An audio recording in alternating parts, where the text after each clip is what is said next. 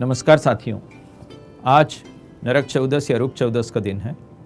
आप सभी लोगों को उसकी बहुत बहुत शुभकामनाएं। इस बात की भी शुभकामनाएं कि आज काली का प्राकट्य दिवस है और वाल्मीकि रामायण की परंपरा के अनुसार आज हनुमान जी की जन्म जयंती भी है। आज के दिन हम कोशिश करेंगे कि ये रूप चौदस या नरक चौदस इसका जो अर्थ है उसको समझें। नरकासुर पृथ्वी का ही पुत्र है।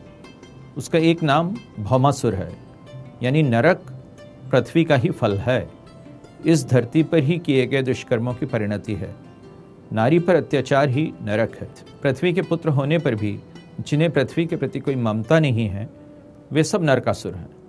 इसलिए श्रीमद् भागवत के 10वें स्कंद के अनुसार जब श्री कृष्ण 16,000 नारियों पर अत्याचार करने वाले भौमासुर का वध करते हैं तो पृथ्वी भगवान के पास आती है। उनके गले में वैजयंती के साथ वनमाला पहनाती है। अदिति के जगमगाते कुंडल, वरुण का छत्र और महामणि देकर उनकी स्तुति करती है। और इस स्तुति में ही रूप चौदस का अर्थ है। वह पृथ्वी भगवान को भक्तेच्छोपात्र रूपाय कहती है, यानी भक्तों की इच्छा पूर्ण करने के लिए उसी के अनुसार रूप प्रकट करने वाले। ये भगवान को एक अभिव्यक्ति की तरह देखना है। यह अरूप की तानाशाही वाला भगवान नहीं है। इसका कहना ये नहीं है कि ईश्वर का कोई रूप नहीं हो सकता। कुछ लोग ईश्वर के 99 नाम तो मानते हैं लेकिन उसके रूप नहीं मानते, जबकि जब नाम की बहुलता संभव है तो रूप की बहुलता क्यों संभव नहीं है। हम नाम स्मरण तो जब तब करते ही रहते हैं, लेकिन ये दिन जो है रूप चौदस का दिन, रूप के सेलिब्रेशन का दिन है। उस शायर का दिन जिसने लिखा कि रोशनी के रूप में खुशबू में या रंगों में आ, रोशनी के रूप में खुशबू में या रंगों में आ, मैं तुझे पहचान लूँगा कितने ही चेहरों में आ। मुजफ्फर वारसी उसने ये कहा था। और इसलिए कथा भी जो है भागवत के इसी प्रसंग के साथ है, जिसमें भौमासुर ने एक बहुलता को बंदी बना रखा है। 16,000 राजकुमारियों को बंदी बना रखा है। ध्यान दें कि वो रानियां नहीं हैं, राजकुमारियां हैं। राजन्य कन्या नाम ये कहा गया है और वे प्रतीक हैं रूप की बहुसंख्या का। यह वह अल्पसंख्यक बहुसंख्यक वाली बहुसंख्या नहीं है। जो लोग अल्पसंख्यक विशेषाधिकारों का यहाँ समर्थन करें और अपने विश्वास में एक से अधिक न जाने, ये उनकी बात नहीं है। ये उनकी बात है जो रूप को अलग अलग अभिव्यक्तियों में भी पहचानते हैं और अपने अपने मन से कृष्ण को अपने पति की तरह स्वयं वर्ण करते हैं। मनसा बव्रेरे भीष्टम पतिम, और जो सर्वाह पृथक कृष्णे भावेन हृदयम दधु, कि हरेक का कृष्ण भाव पृथक है और हरेक ने उन पर जो अपना हृदय निछावर किया हुआ है। यह उस रूप की स्मृति का दिन है।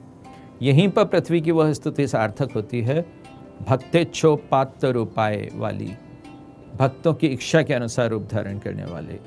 क्योंकि अब भगवान तावद्रूप धरोव्ययः संभव होता है। भगवान उनकी भावनाओं के अनुसार अनेक रूप धारण करते हैं और फिर भी खर्च नहीं होते, वे अव्यय रहते हैं। और यह भगवत क्रिया है। यह बताने के लिए कि यह भगवान की क्रिया है, यह साधारण बात नहीं है। इसलिए अधो मुहूर्त एकस्मिन कहा गया है। भगवत क्रिया इस बात से प्रकट होती है कि एक ही मुहूर्त में भगवान अलग अलग भवनों में इन रानियों के साथ हैं। नाना गारेशु, भगवान के ये अलग अलग आगारों में एक मुहूर्त में होना, ये रूप धारण करना, ये वर्णित किया गया है। और यह उन लोगों के ठीक विपरीत है जो भगवान के रूपों की विविधता के विरोधी हैं। एक सज्जन हैं जो ये कहते हैं श्वेताश्वतर उपनिषद को उद्धृत करते हुए कि तस्य प्रतिमा नास्ति, कि भगवान की कोई प्रतिमा नहीं है, कोई रूप नहीं है। लेकिन वे ये भूल जाते हैं कि जिस परंपरा के इस वाक्य को वे उद्धृत करके अपने आप को उचित ठहराना चाहते हैं, उसी परंपरा में रूपम रूपम प्रतिरूपम बभूव का विचार भी है। रूप चौदस रूप की इसी विविधता का उत्सव है।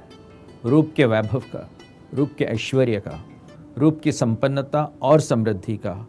वही रूप की श्रेय है, वही रूप की लक्ष्मी है। भारत में इसलिए भगवान भी अलग अलग रूपों में हैं। जैसे सहस्रनाम हुए वैसे ही अनेक रूप हुए। शिव भी और विष्णु भी, गणेश भी, देवी भी, और ये भी अपने आप में अनेक अनेक रूपों वाले हैं। नाम भेद से ही नहीं, स्थान भेद से ही। लक्ष्मी को ही ले लें। देवी भागवत के अनुसार लक्ष्मी वैकुंठ में महालक्ष्मी है, क्षीर सागर में लक्ष्मी है, इंद्र भवन में स्वर्ण लक्ष्मी है, मानवों में ग्रह लक्ष्मी है, समुद्र में सुरभि है और यज्ञ में दक्षिणा के रूप में विराजती है। नरकासुर की कथा यह भी बताती है कि यह नारी मुक्ति का भारतीय पर्व है। क्या मानसिकता रही होगी नरकासुर की कि कन्याओं को कैदी बनाओ। आपको अपने दौर के नरकासुरों की याद आती है जिन्होंने अपने प्रभुत्व के क्षेत्रों में नारियों का ऐसा ही नरक बना रखा है।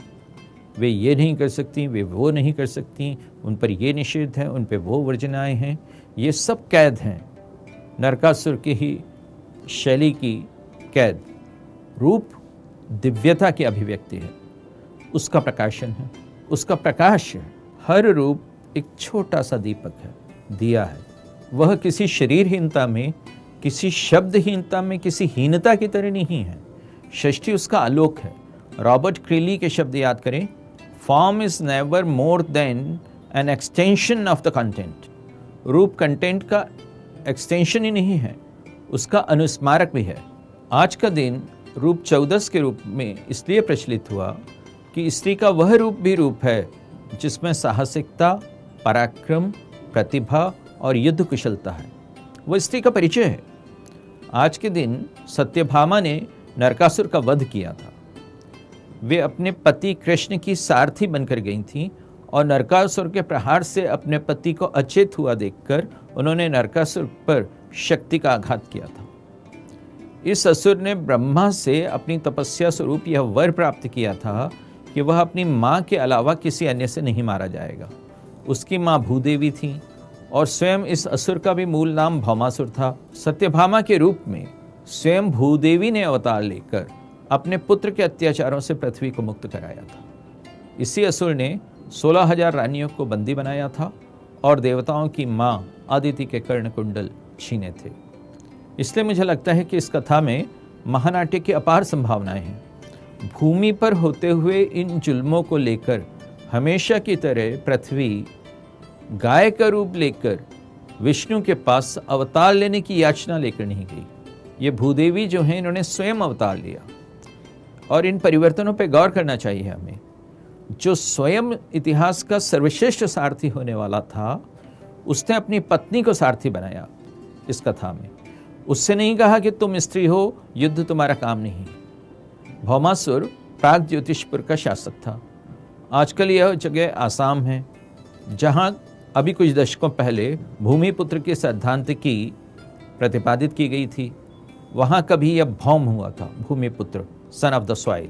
इस कथा से मुझे जो है अवतार फिल्म की याद आती है, जहां नायक के बेहोश होने पर क्रुद्ध होकर नायिका स्वयं ही सीधे विलेन से भिड़ जाती है। और मदर इंडिया की नायिका की भी याद आती है, जो अपने ही पुत्र के हाथों से एक लड़की को बचाने के लिए अपने बेटे तक को मार देती है। नारी के अद्भुत रूप हैं, लेकिन रूप की इस कथा का यह रूपांतरण कब हुआ कि इसे स्त्री के श्रृंगार के पर्व की तरह देखा जाने लगा।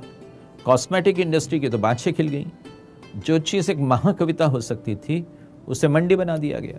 काली के प्राकट्य दिवस को रूप 14 की तरह मनाना ये भी बताता है कि भारतीयों में सौंदर्य के प्रति वो उथली दृष्टि नहीं थी जो पश्चिमी रेसिस्ट लोगों में थी, जो ये मानते थे कि सिर्फ वाइट रेस ही जो है वो सुंदर हो सकती है। नेफ्रीटी, क्लियोपैट्रा, कृष्णा, ये सब जो हैं काली हैं, लेकिन इनकी स्किनशिप के आधार पर इनके सौंदर्य के प्रति विपरीत टिप्पणियाँ कभी नहीं की गई। ये पश्चिमी दुनिया थी कि जिसमें किनशिप की जगह स्किनशिप पर इतना ज़्यादा जोर दिया गया। उपनिवेशवाद के कारण सारी दुनिया में हादसा घटा कि जिसके फीचर्स यूरोपीय मानकों के ज़्यादा नज़दीक थे, उसे उतना ही सुंदर माना गया। डॉक्टर नैन्सी एटकाफ ने अपनी पुस्तक सर्वाइवल ऑफ द प्रिटीएस्ट में दिखने के सतहीपन के विरुद्ध काफ़ी दिलचस्प टिप्पणियाँ की हैं। आप जानते हैं कि भारतीय परंपरा में नाम और रूप के बीच में एक बड़ा शास्त्रार्थ रहा, और बालकांड में स्वयं तुलसी ने भी बहुत विस्तार से नाम और रूप के इस द्वंद्व का वर्णन किया है। आचार्य प्रसाद द्विवेदी ने ये कहा था कि रूप व्यक्ति सत्य है और नाम समाज सत्य। इसी के एक दूसरे छोर पर जाकर विद्यानिवास मिश्र जी ने ये कहा, नाम सूत्र है और रूप विस्तार। पश्चिमी मान्यता ये रही कि नाम एसेंस है और रूप फिजिकल। आज का ये दिन हमें इस बात को समझने के लिए प्रेरित करता है कि जो अधिकता है, रूप की जो बहुलता है, वो भारतीय परंपरा को एक विशिष्टता देती है, एक मौलिकता देती है, और जिस सहिष्णुता की आज बहुत सारी बातें कही जाती हैं, उस सहिष्णुता का मूल आधार भी जो है यही रूप 14 से